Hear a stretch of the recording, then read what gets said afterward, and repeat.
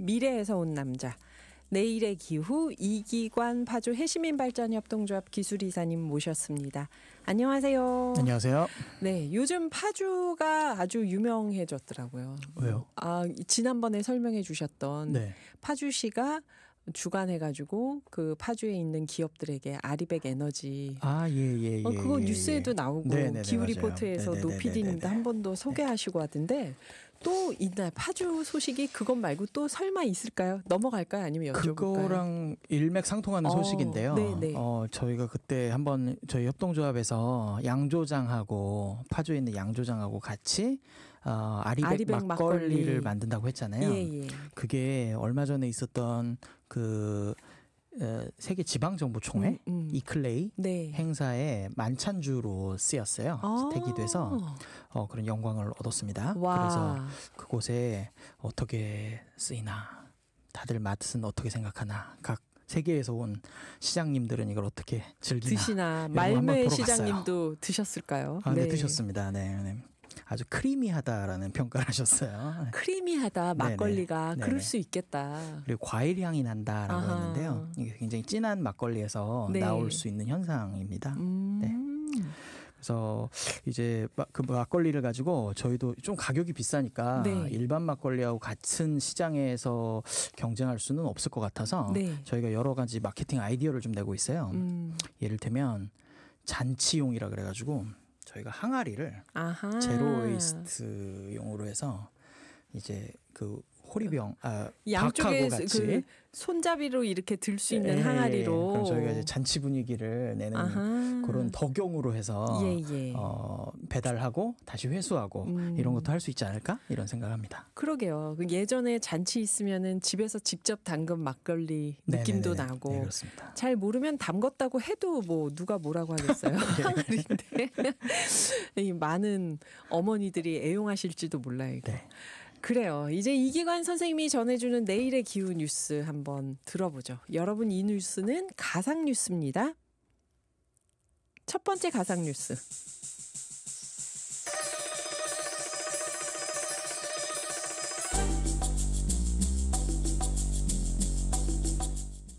문학 어느 배달 로봇의 독백.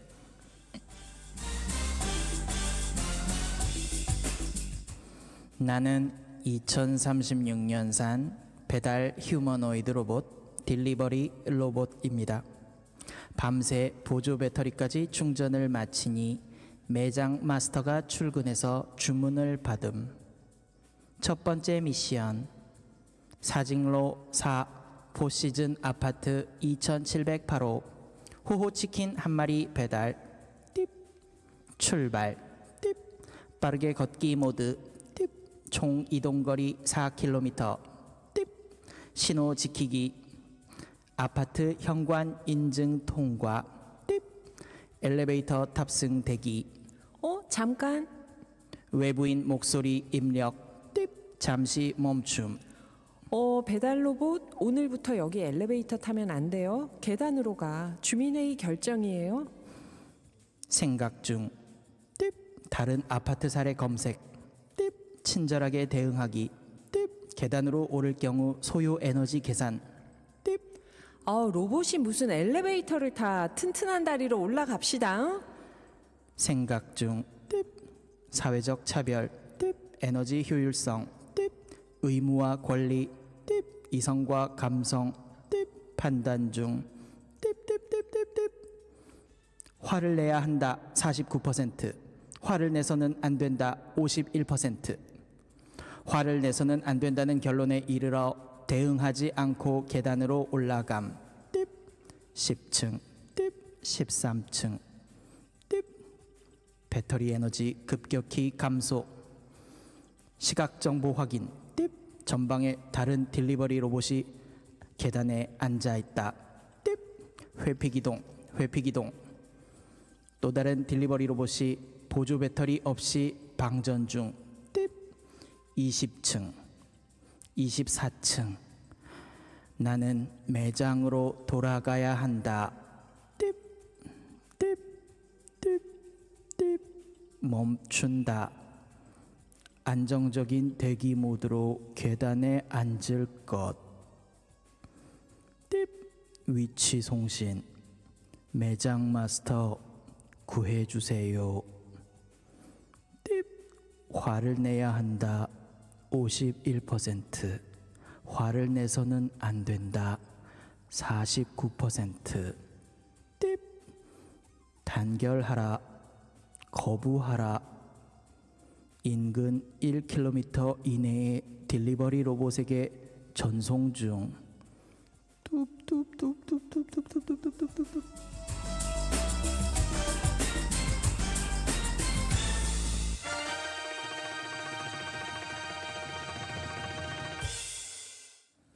이건 제대로 정리하면 단편 소설인데요. 대단하다. 그러니까 딜리버리 로봇이 휴머노이드 로봇 딜리버리, 그러니까 배달을 대신하는 그 로봇이, 인간 대신 배달하는 로봇이 그 엘리베이터 타지 마 하고 계단으로 올라가 이렇게 차별을 하니까 계단으로 올라가면서 배터리가 감소가 되고 방전이 되면서 다들 거기 못 움직이고 모여 있다는 거죠. 네. 이게 그 아서 밀러의 희곡이죠. 어느 세일즈맨의 죽음. 굉장히 슬픈 결론인데요. 사실 로봇이 배달을 할 수 있겠죠, 이렇게? 가만히 생각해보면요. 네. 배달이라는 행위는 굉장히 고도의 행위입니다. 그냥 단순히 어디에서 옛날에 드론으로 피자 네. 배달한다고 이런 거 네, 나왔었잖아요. 네. 10년 전 된 것 같아요. 그때까지만 해도 저거는 그냥 한국의 주거 문화하고는 맞지 않는 거지. 한국에서 배달하려면 현관까지 갖다 줘야지. 길 건너야지. 오토바이도 타야지. 맞아요. 굉장히 복잡하잖아요. 그런데 어느 순간에 10년 사이에 뭐 식당에서도 키오스크 많이 쓰죠. 네. 그리고 서빙 로봇도 이제 흔히 보잖아요. 많이 나왔죠. 네, 그런 것처럼 특정 기능만 반복 수행하는 로봇이 많이 쓰이고 있어요. 그런데 요즘 트렌드 패턴이요. 다시 인간 모양을 종합적으로 흉내내는 휴머노이드에 대한 개발이 주목을 받고 있습니다. 특히 중국에서요. 네. 중국에서 이제 이 개발을 이 휴머노이드를 개발하는 회사들의 목표는 휴머노이드를 싸게 대량 생산한다면 네. 지금 이제 많이들 사용하기 시작하는 인공지능과 결합되어서 인간의 보다 복잡한 노동을 대체할 수도 있을 거다. 그게 겁내는 거였죠, 우리가. 그렇죠. 그러니까 인간의 지능을 가진 로봇과 네. 함께 살아가는 것이 가능할까? 네. 라는 질문에 대답을 해야 되는데요.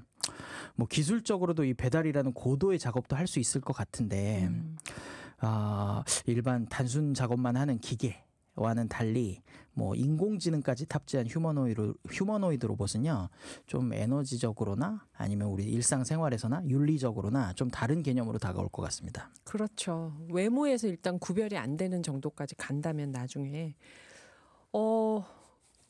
어떤 개념을 생각해 봐야 될지 얘기는 우리가 4부에서 또 이어서 마저 해볼게요. 4부에서 미래 로봇 이야기 계속 이어가 보겠습니다. 그러니까 로봇의 외모를 인간처럼 보이게 만든다는 네. 거죠. 아까 3부에서 그 배달을 대신하는 배달 로봇에 대해서 얘기를 해주셨는데요. 어느 배달 로봇의 독백.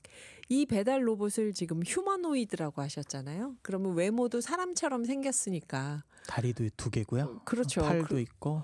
그러니까 엘리베이터 앞에서 이 로봇 타려면은 뭔가 티가 나야 되는데 아마도 배달은 이 시대에 다 로봇이 한다고 생각을 하는 거겠죠.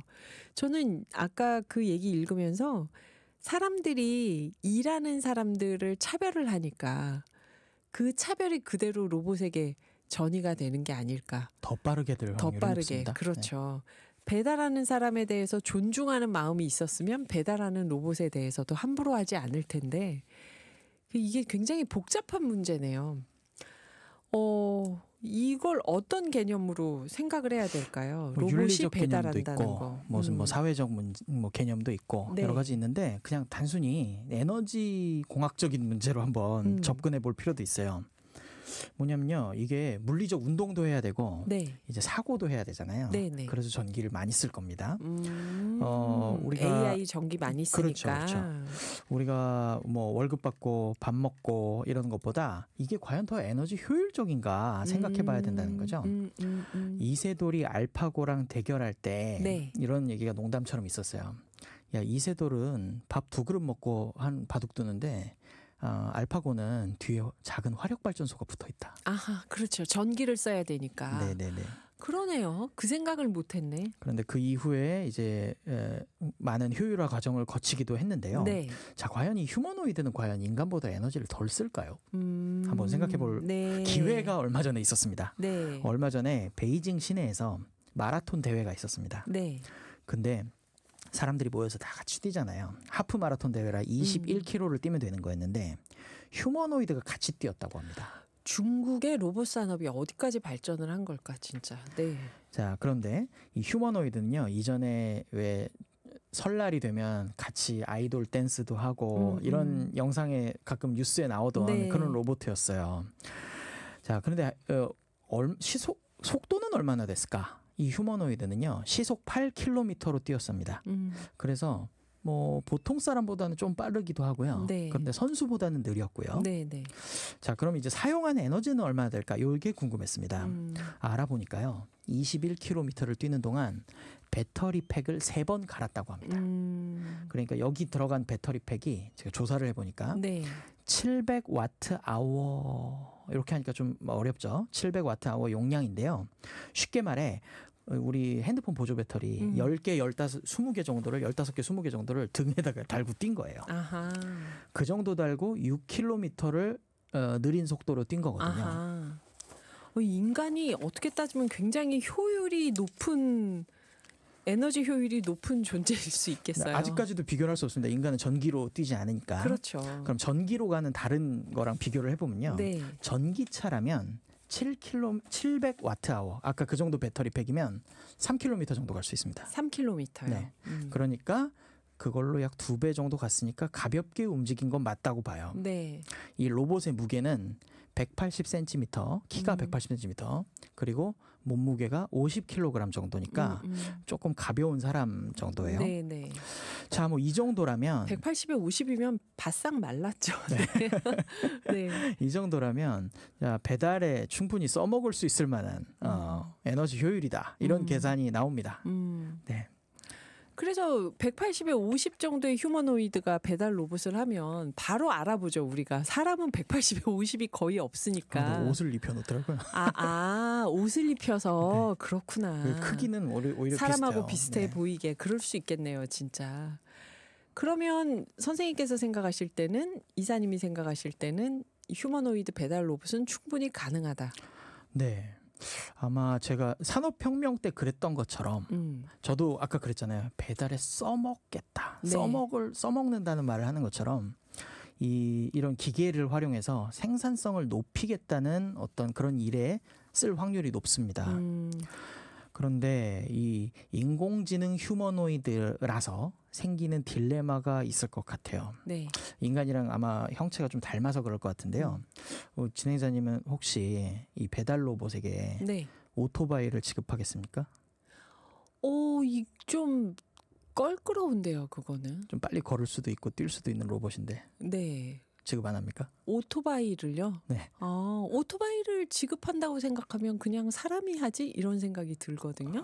네. 로봇은 뭔가 우리하고 다르게 네. 훨씬 빠르게 움직이거나 막 이럴 수 있는 존재 같은데. 지치지 않고 갈 거. 예, 몸에 오토바이를 안 타도 오토바이처럼 빠르게 움직일 수 있는.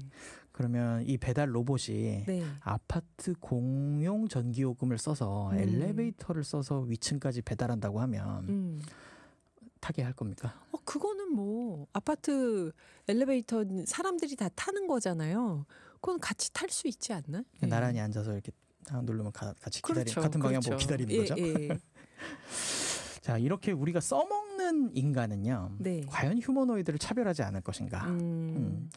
아마 뭐 차별한다면 만약에 저는 그럴 수 있을 거라고 보거든요. 아까 우리 에피소드에서 봤듯이 네. 입주자 대표회의가 휴머노이드는 계단으로 다니는 거예요? 이렇게 할 수도 있을 것 선생님 같아요. 그거 휴머노이드 로봇이 아니라 사람 배달원한테도 그렇게 하는 아파트들이 있었어요. 그 그러니까요. 뉴스에 나왔죠. 그런데 얘는 기계로 본다면 더 쉽게 더 심하게 그렇게 그럴 수 하겠죠. 있을 거잖아요.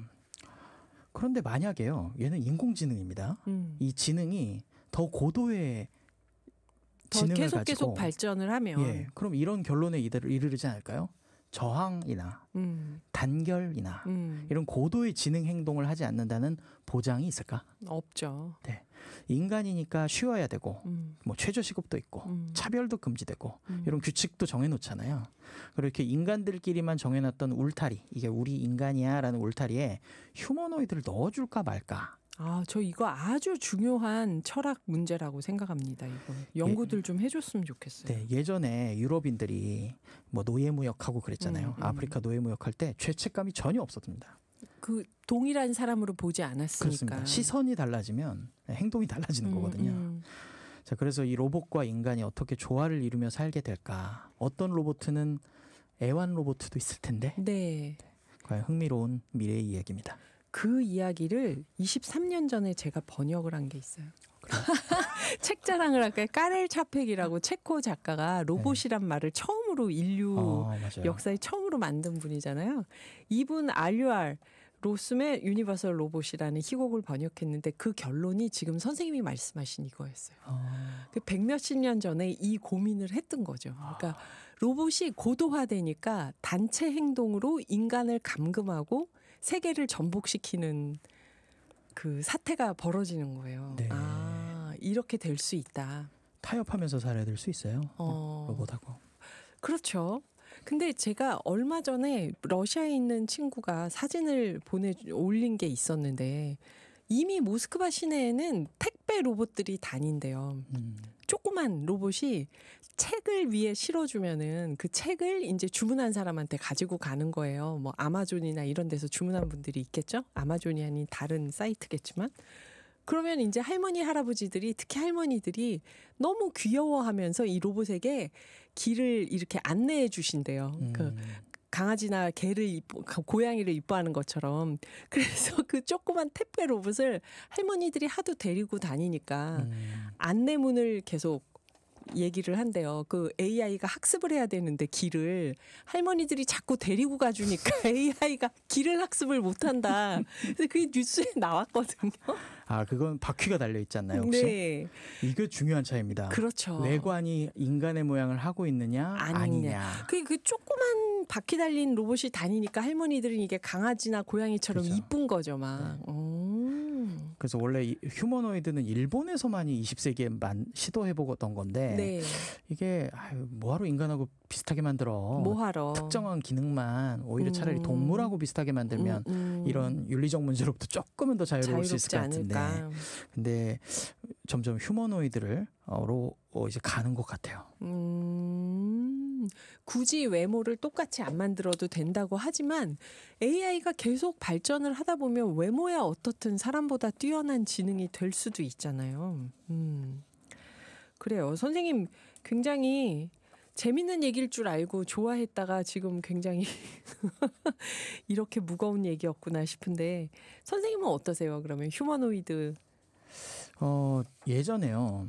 이런 얘기 있었어요. 로봇가 많아져서 우리가 노동을 할 필요가 없게 되면 차라리 로봇세를 부과를 해서 지난번 대선인가 뭐 그런 얘기 있었어요. 아, 그 혹시 미국 대선 아니었나요? 우리나라에서도 나왔던 것 같은데 예. 로봇세를 거두어서 기본소득으로 활용하자 이런 말이 있었어요. 어떤 걸까요, 이게? 그러니까 로봇이 발전하는 김에 로봇의 높아지는 생산성으로 누군가 이득을 얻으면 네. 예를 들면 로봇 제조기업이라든지 아니면 우리 얘기에서는 치킨 매장이라든지 이런 곳에서 의무적으로 세금을 어느 정도 부과를 해서 재원을 확보한 다음에 그러면 이 배달 노동에서 소외된 그래서 직장을 잃는 사람들도 많을 거 아니에요. 로봇을 사용하는 만큼 인간의 일자리는 없어지니까. 그럴 수도 있잖아요. 그러면 이제 그럴 때 기본소득의 재원으로 활용하자. 그리고 전기가 더 많이 필요할 수도 있거든요. 그런 에너지 인프라에 에너지 시설에 이 재원을 써야 한다. 이런 얘기죠. 자, 그런데 이것도 좀 아이러니한 게요. 노동에서 자유로워진 인간이 과연 어떤 행동을 할까? 낙관적으로 보는 사람들은 더 창의적인 고도의 일을 할 거다. 네. 그래서 인간은 더 발전할 거다. 이런 생각을 하는 사람도 있고요. 두 번째는 그냥 왜 우리 영어로 카우치 포테이토라고 하잖아요. 네. 그냥 소파에 붙어서 텔레비전만 보는 그냥 미디어가 제공하는 쾌락에 종속된 인류가 돼버린다. 뭐 이런 비관적인 미래를 예측하는 사람들도 있는 것 같아요. 그런데 중요한 건요. 이 지능 활동이 전력량으로 바뀌는 시대가 된다는 겁니다. 아하. 우리 왜 뭐 AI로 요새 챗GPT가 여러 가지를 하죠. 하면은 전력을 많이 쓴다라는 네, 얘기를 하잖아요. 네. 그러다 보면 이 기본소득 로봇세라는 거는 뭐 기본소득보다는 더 에너지를 공급하기 위해서 이 로봇세의 재원을 써야 될 것 같아요. 아, 그 생각을 못했네요. 다들 경제관념으로 이게 그 얼만큼 효율이 높아지고 임금을 줄 필요 없으니까 이득이 높아진다는 생각만 했지 그 로봇이 그만큼 활동하는 데 들어가는 전력량을 생각을 안 한 거잖아요. 그렇죠. 그러면 우리가 평소에 하던 사고 활동이 네. 전부 전력화돼서 나타나는 거잖아요. 전기를 먹어야 하는 거니까. 네. 그럼 전기요금 오르겠죠? 그렇죠. 그러면 입주자 대표회의가 엘리베이터 타지 말라고 더 말할 동기가 생기겠죠? 공동 전기요금 적게 나오게. 이래버리면 로봇이 단결해서 집단 행동에 나설 수도 있겠죠? 어허. 이게 충분히 상상 가능한 가까운 미래의 일이라는 생각이 들었습니다. 휴머노이드를 개발을 한다면 휴머노이드와 인간의 관계를 어떻게 할지도 충분히 연구를 해야겠네요. 이게 차별을 했을 때 결과가 그 다음에 어떻게 될 것인가. 근데 저는 다 떠나서 이렇게 전기를 많이 먹는다면 가능할까요? 선생님, 재생에너지나 뭐 여러 가지 인공태양 만들고 하면서 이 전기를 다 감당할 수 있게 될까요, 우리가?